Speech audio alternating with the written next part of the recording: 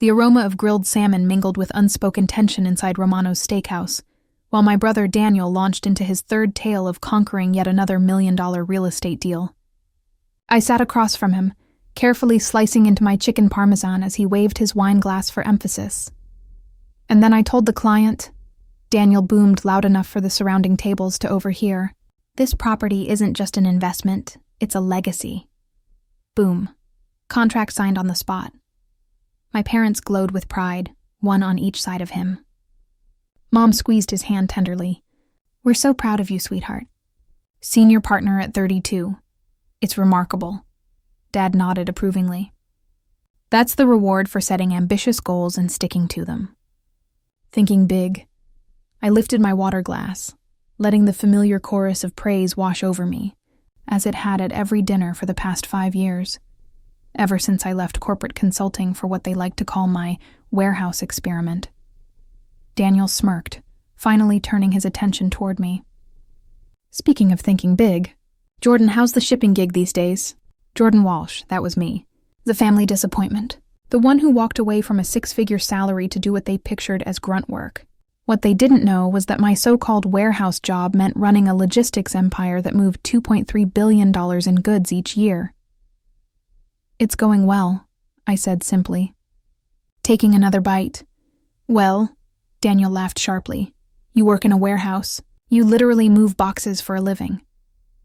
"Daniel," Mom cut in softly, "your brother is just finding his path."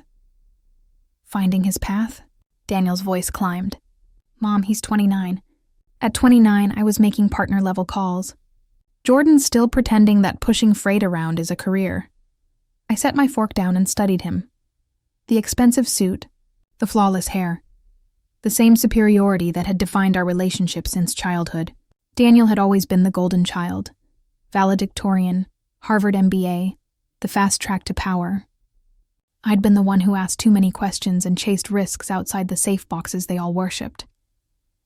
Daniel leaned closer, savoring his audience. "Stop dressing it up as success. You're just a warehouse worker. Honest work, sure, but let's not pretend." I checked my watch. 7:43 p.m. In 4 hours and 17 minutes, the Forbes article would publish. Everything would shift. "Your brother has a point," Dad said gently. "Jordan, we worry about you. You had so much potential. Top of your class, that consulting role at Morrison & Associates, where I earned $120,000 a year," I confirmed. "Exactly," Mom exclaimed. "And you threw it away for shipping." Daniel leaned forward. "What I don't get is why you act like some entrepreneur. You work for someone else. You clock in. You're basically a delivery guy with delusions." As the waiter refilled our waters, I noticed the quick glance of recognition he gave me. He probably read the trade journals where my name appeared often now. My family didn't read those. They were too busy worshiping Daniel's conventional version of success. "Daniel's right," Dad pressed on. "It's time to be realistic. You can't live in fantasy forever." "What fantasy would that be?" I asked. Daniel sighed, feigning patience. "That you're building something important. You live in Jersey, drive a 10-year-old Honda, and rent a studio. When will you admit your old career was the right one?" I pulled out my phone, pretending to scroll while rereading the headline scheduled for midnight. The $2.3 billion disruptor. How Jordan Walsh revolutionized global logistics from a New Jersey warehouse. The photo showed me in work clothes, standing proudly in front of one of my automated facilities, the same clothes my family assumed signaled failure. "Phone away," Mom scolded. "This is family time." "Sorry." I pocketed it again. "Daniel, you mentioned thinking big. What's your biggest deal so far?" He puffed his chest. "An $8.5 million mixed-use development downtown. Took 6 months, but I closed it." "That's impressive." "Thank you." He straightened his tie. "Not everyone can handle that scale of responsibility," I nodded thoughtfully. "Last month, I'd signed Amazon's East Coast distribution contract, an $847 million annual deal." But Daniel didn't need to know that. Not yet. "The point," Dad added, "is that Daniel found his calling early and stayed focused. No distractions. Whereas Jordan," Daniel chuckled, "is still experimenting with manual labor." The waiter returned with dessert menus. As he handed me mine, he leaned closer. Excuse me, aren't you Jordan Walsh from Supply Chain Management today? My family froze. Yes, I said with a smile. I knew it. I'm studying business management at Rutgers. Your innovations are legendary in our program. Professor Martinez teaches case studies on your work. Daniel's grin faltered. Case studies? Oh yes, the waiter beamed. Mr. Walsh revolutionized automated sorting systems. His company handles more freight than any independent logistics firm nationwide. The table fell silent. Thank you, I said kindly. Happy to take a photo if you'd like. He eagerly snapped a selfie before leaving, still bubbling with excitement. My family sat stunned. Jordan, Mom whispered. What was he talking about? Probably just a trade article, I replied smoothly. The logistics world is small. Daniel narrowed his eyes. Case studies? From who? Harvard, for one, I shrugged. Princeton and MIT too, though MIT's was more technical. The silence thickened. Daniel finally pulled out his phone. What's your company's name? Walsh Logistics Solutions, he typed quickly. The cocky expression drained from his face. This can't be right. What? Mom pressed. Daniel turned the screen. It says Walsh Logistics is worth over $1 billion. Probably industry speculation, I said mildly. Dad snatched the phone, scrolling frantically. Jordan, this article says you own the largest automated warehouse network on the East Coast. Technically the largest private network, I corrected. Amazon's is bigger, but they're not independent. Mom froze with her wine glass midair. You own warehouses? Plural? 17 across 8 states, I confirmed, plus distribution hubs and the transport fleet. Daniel had gone pale. Fleet? What kind? Mostly trucks, some rail. We're piloting drones for last-mile delivery, but that's still in R&D. They stared at me as though I'd confessed to being an alien, which, given their assumptions about my life, wasn't far from the truth. How is this even possible? Mom whispered. I leaned back, a faint smile tugging at my lips. Well, when I left Morrison, after leaving my consulting firm, I put nearly all my savings into purchasing a failing warehouse in New York. The previous owner was drowning in debt and desperate to sell. I bought it for $200,000. $200,000? My father's voice cracked in disbelief. Where did you even get that kind of money? Mostly savings, I explained. I lived modestly during my consulting years, and I supplemented the rest with a small business loan. Daniel finally spoke. But that was 5 years ago. How do you go from one warehouse to all of this? I smiled at the memory. Automation. While everyone else ran logistics the same way they had for decades, I figured out how to do it faster, cheaper, and more accurately. Companies started hiring us, first local businesses, then regional chains, and eventually national retailers. Growth followed quickly. How quickly? Daniel's question was barely audible. Our first year brought in $12 million in revenue. Last year we crossed $2.3 billion. The number landed in the room like a thunderclap. My family sat frozen, struggling to comprehend it. Billion, my father repeated, his voice faint. Just then, Daniel's phone buzzed, then my mother's, then Dad's. Notifications lit up their screens simultaneously. What's going on? Mom asked nervously, checking hers. Daniel's face drained of color. Forbes just published a piece about Jordan. My pulse quickened. The article went live early. Dad leaned forward. What does it say? Daniel read aloud, his hands trembling. The $2.3 billion disruptor.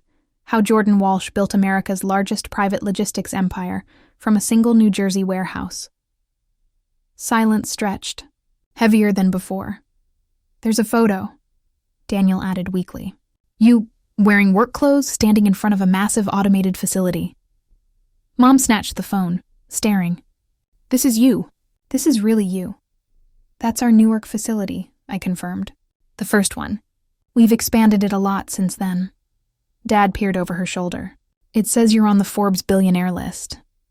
Just barely, I said evenly. My net worth rises and falls with the company's valuation. Daniel set his phone down, his hands unsteady. Jordan, you're a billionaire. On paper, I corrected. Most of it's tied up in the company. But I do all right. That was an understatement. My last dividend alone had outstripped Daniel's 2-year salary. "I don't get it," Daniel muttered, raking his hand through his styled hair. "You still work in warehouses, drive that old Honda, live in a studio apartment?" "I work in warehouses because I like staying close to operations. I drive a Honda because it's efficient and reliable, and I live in a studio because I travel constantly and don't need more space." "But the clothes," Mom insisted. "You always dress like one of the workers," I grinned. "That's because I am a warehouse worker. I just happen to own the warehouses." Daniel's phone rang again. Then again. He stared at the screen. "My colleagues. They're asking if I'm related to the Jordan Walsh from Forbes." "Are you going to tell them yes?" I asked. His eyes darted to me, conflicted. I don't know what to say." "You could start with an apology," Dad suggested quietly. Daniel flinched. "Jordan, I'm sorry. We all are. We didn't know." "Didn't know what? That I was successful? That I built something meaningful? Or didn't know because you never asked?" Their silence said enough. "We thought we knew," Mom murmured. "We thought you were wasting your potential." "Throwing my life away," I supplied. "Being unrealistic about my future." "For 5 years," I continued, "every family dinner has been the same. Daniel talks about his wins, and you celebrate. Then you all take turns reminding me why my life is a disappointment." "That's not what we meant," Dad insisted. "Isn't it? Daniel just called me a fraud. You gave me a lecture on being realistic, and Mom suggested I was still trying to find my path, like some lost child." Daniel's phone rang again. He declined it, but it rang instantly once more. "That's not stopping anytime soon," I noted. "The Forbes article is trending. Your friends will want answers." "What do I tell them?" he asked helplessly. "Tell them the truth. Tell them your brother built a billion-dollar company while you were all convinced he was a failure." The words burned, but they needed to. "Jordan," Mom said carefully, "we're proud of you. We always have been." "Have you? This is the first time you've shown any real interest in what I do. For 5 years you've dismissed my work as a phase." Dad cleared his throat. "We made assumptions. We were wrong. Yes, but now you need to decide. What are you going to do about it?" Daniel looked up, uncertain. "What do you mean?" "I mean, do you want a relationship with me based on who I actually am? Or do you want to keep clinging to your own narrow definition of success?" A waiter appeared, clearly sensing the tension. "Everything all right here? Can I get you anything else?" "Actually," I said, standing, "could you bring the check? I have to go." "Of course, Mr. Walsh." As the waiter left, my family stared. "You're leaving?" Mom asked. "I have a conference call with Singapore in an hour. The time difference makes scheduling tricky." "Singapore?" Daniel echoed. "We're expanding into Asia.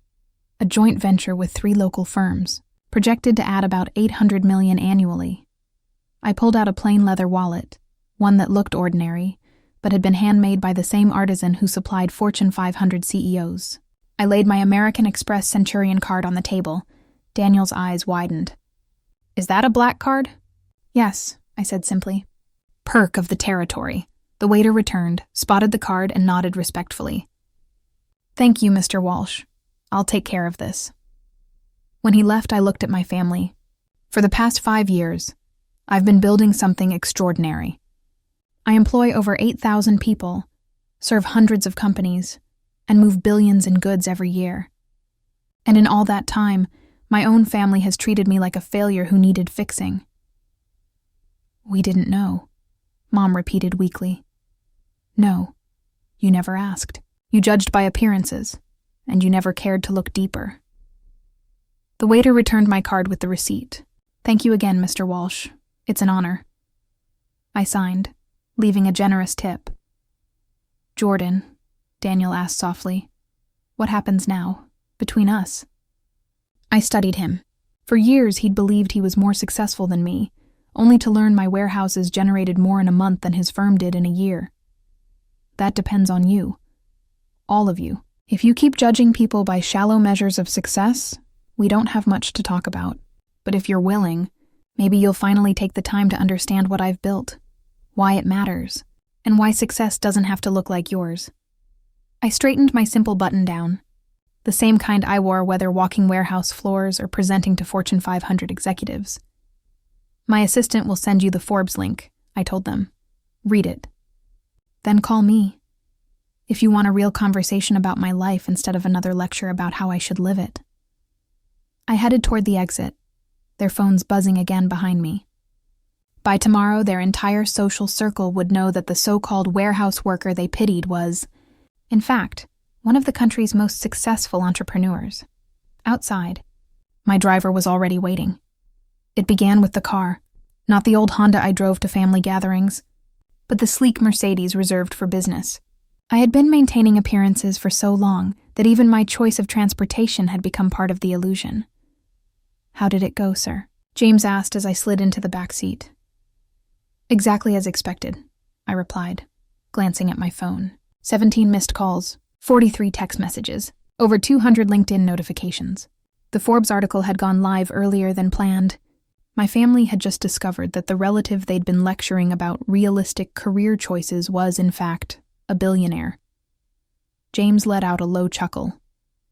That must have been something. "One word for it," I muttered. As the city blurred past the window, I replayed the dinner conversation in my mind. Part of me felt vindicated. For years I had worn the label of family failure. Now they finally understood what I had achieved. Yet more than anything, I felt sorrow. Sorrow that it had taken a Forbes headline for them to recognize my worth.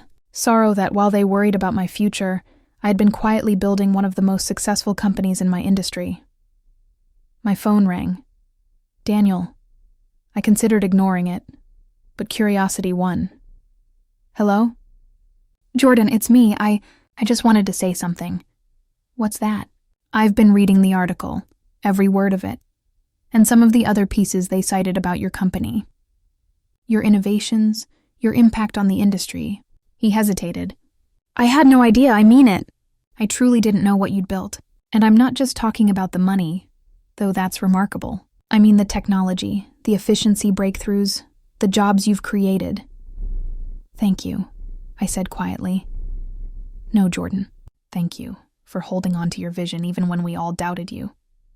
For proving that success doesn't look the same for everyone. For showing me how narrow my own perspective has been. It's a start. Daniel, yeah, maybe next time we're at dinner, I'll tell you about a real estate deal. And you'll tell me about your logistics systems, like siblings who actually care about each other's lives. I'd like that. I'd really like that." When the call ended, I leaned back against the leather seat, a small smile tugging at my lips. Perhaps the article had done more than broadcast my success. Perhaps it had given my family a chance to truly see me, for the first time. Maybe, just maybe, we could build something stronger than the strained history we'd carried. Something grounded in respect instead of assumptions. Substance instead of appearances. The phone buzzed again. "This time, Mom," I answered on the second ring. "Hi, Mom." "Jordan, sweetheart." Her voice wavered. "I just finished reading the article, all of it, and I want you to know how proud I am. Not for the money, but for what you've built, for who you are. Thanks, Mom. And I was wondering, would you ever show me one of your warehouses? I'd love to see it with my own eyes." I looked out at the city lights, thinking of my family, my company, and the future still unfolding. "I'd love that, Mom. I'd really love to show you." Sometimes, the truest revenge isn't proving others wrong. It's giving them the chance to realize they were wrong and to grow because of it.